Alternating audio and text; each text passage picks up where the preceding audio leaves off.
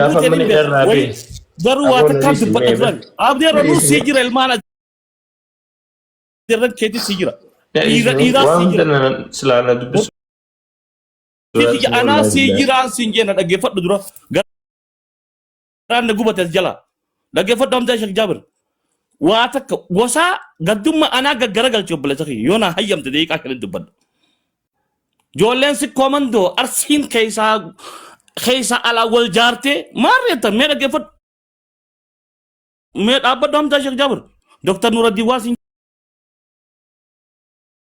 obboleessoo Mira keessa bihe okay dhaabbadha ana raasin wayna barsiiftanii gaaromina keessa Agenda biraatachin dabarsine. Amza agenda biraatachin dabarsin amma. agenda biraatti dabarsuun hin deemu Alex Khiyya dhaggeeffadhu agendaa si komandoo deebisuun deemu meesii filma Dirree araaraa dhiisii bakka. Waa hunda dubbatan.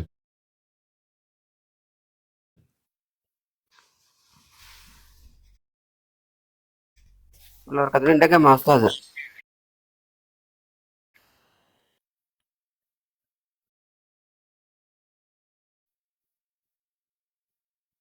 Ustaz muitirra jirta. Muitirra jirta.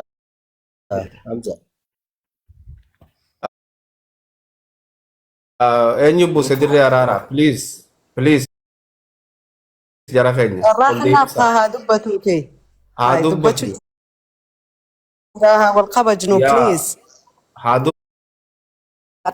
Ta namnummaan isa jala jirullee beekuu fi dhabuun rooroon wanni tokko gartee miidiyaa kanarra namarra deemuun waan haaraa miti. Hanga namni akkaawuntii fiitti fayyadamuu dadhabee sanuu nama dhuunfaatiin akkaawuntii ifirraa baaseetti fayyadamuu dadhabee ustaaza sadarkaa kanatti manni namarra diigamee deebisi dhaadannaan dilli tokko taatee godhamtee agarree asumarratti osoo teenya ilaallu afaan oromoon takka jecha oromoon takka hin jirtu wal sossobuun kijibuun hin barbaachisu. Tokkummaa yoo jiraate dhugaan jiraachuudha. Tokkummaa yoo jiraate dhugaan jiraachuudha. Tokkummaan kijibaa kan gareedhaa fi gandaan wal miidhanii beekaadha. Rooroo dila kana walirratti oofan samiidha itti tokkummaan oromoo sun. Wanni murtii guutuu irratti ta'e waan miira keessa nama galchu. Oromummaan diigamtu tanummaan nuti miidhaa teenyaan egaa ol lutuun tame. Tanummaan nutummaan miidhamne tokkummaan oromoo kanummaan nuti egaa ol lutuun kame afaanilleedhaan uumamu hundaan jechuudha. Tuffiidha kun tuffiidha malee ganda tokkoo qabanii ganda tokko nama hidhuun dura namni tokkummaa oromootiif yaadu waan kana hin dalagu. Fuudhanii hadaamaarraa baaletti hidhuu jechuun kun gartee namni tokkummaa oromootiif yaadu waan kana hin dalagu. Kun tuffii namaa qaban nama agarsiisudha. Tokkummaa oromootis baduu taatu kan balleessi uummata waan kana godhe malee warra ammaa tana dubbatu miti. Bilis natti bilbilinaa dhaabbadha. Nuti hoggayyuu boqonnee du'aa ooluu hin dandeenyu. Tokkummaan oromoo nu sabidhee haadha isii ta'emtu. Amma wanni gartee godhamuu qabdoo jiraatte ustaaza. Wallaahi laazim dubbiin if nama jibbisiifti. Wanni ta'e kun. Wannummaan ilaa ammaan tanaa immoo jiru. Dilgalgalaa isin jalatti hin jiran dhaga'u jirra. Yoo tokkummaan oromootis kana ta'e yoo tokkummaa oromootii sunis karuma tokko qofarra dirqama taate yoo rabbi irraa akkasii murtooyte hin beekan.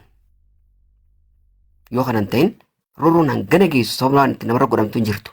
Namni maqaa sheekaa qabu tokko miidiyaa kanarratti ol ba'ee akkaan godhee gartanii harka kiyya jira to'annaa kiyya jala jira xaaxxaaxxaa jechuu ture miidiyaa kanarra. Namni tokko ilmi oromoo tokko yoo hidhame namni sheekaa tokko akkatti waa qabbaneessu dubbata.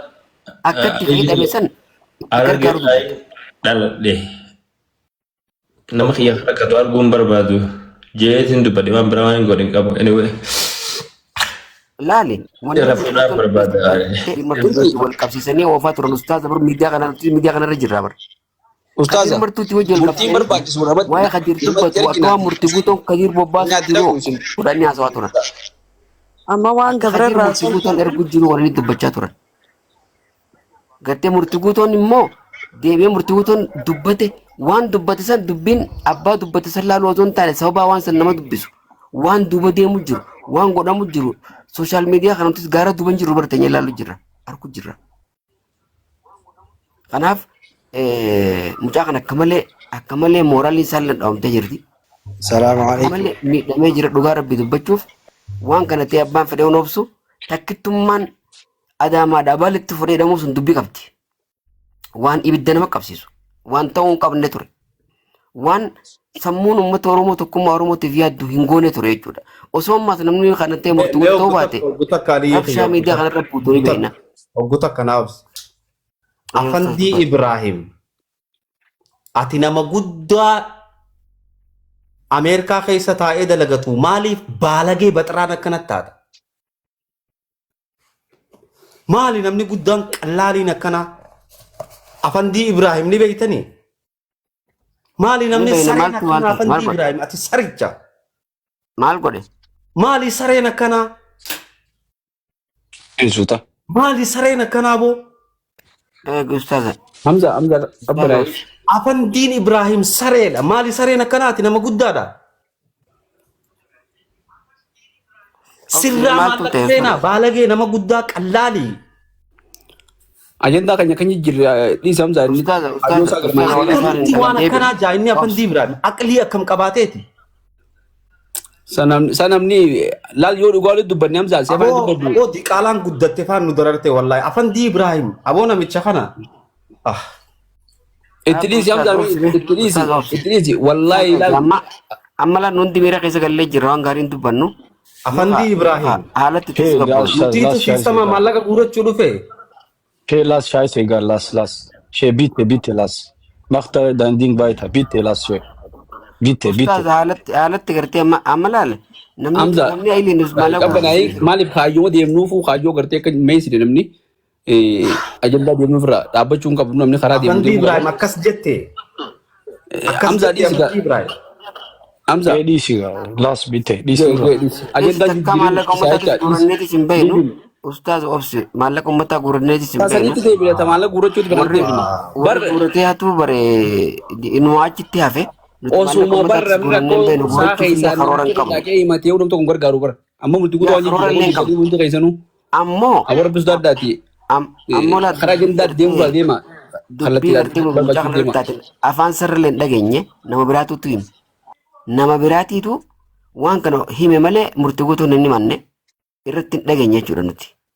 Ammoo waan ta'u jiru miidiyaa kanarratti himaa ammaan tanne himame malees walumaan miidiyaa kanarra jirra harkaatti turre. Harkaatti turre waan deemaa ture. Osmee Kiyyaa. Yaaddawaattis turre hin oolamne dhufte ammaa wanni isin dhaammadhu. Wanni isin dhaammadhu namni keenya ka jarjartanii gartee jarjartanii waan hin taane dubbattanilleen suuta ja'a. Oromoon tokko Oromoo tokko roorrisuu hin qabu. Oromoo roorrifame cinaa dhaabbachuun gandummaa miti. Aslina kishe. Mee Ilmi Oromoo ka roorrisu diinaan garaagarummaa waan takka waan qabu hin qabu. keenya waa dubbanna. Okay. Dhiifama gurguddaa keenya isintu nu dura jira. Isin cinaan dabarree waa dubbachuullee nutti ulfaata. Parsanaalii akka nama dhuunfaatti akka obboleessa keessaniitti akka hiriira murtii guutootti illee akka obboleessa murtii guutootti illee waan dubbadhu qaba. Murtii yeroo dheertuu wal quba qabnaa wal beeynallee waliin jirraa. Innaa Itoophiyaa irraa ka'ee Dubaayii dhufillee as waliin turraa asii na biraa deebi'aa jechuudha. Laakiin murtii guutoo arra rakkatee yookaan waan gaafataa miti. Murtii guutoon nama if bira dabree namaaf ta'udha. Rakkataa meeqa mataa ol qabee hiyyeessa meeqa bakka itti godhee nama jirudha murtii guutoon. Dhugaa dubbachuuf akkasi. Namni wal lole immoo waliin faarsudha.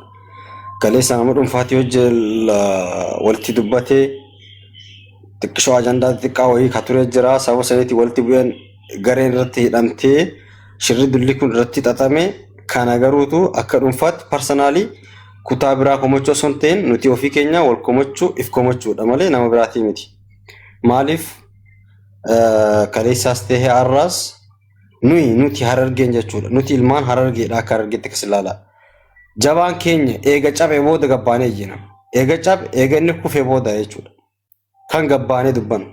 Odoonii fi inni daandii qabatee jiru daandii isaas irra jajjabeessuu osoo hin ta'in itti duullayyuu hambaa wajjin eeganni cabee booda gabbaanii dubban arra mucaan kun sadarkaa kana deemee hamma kana kaga woo godhe hamba caalaa numa mataa keenya jechuudha osoon ifin gaafa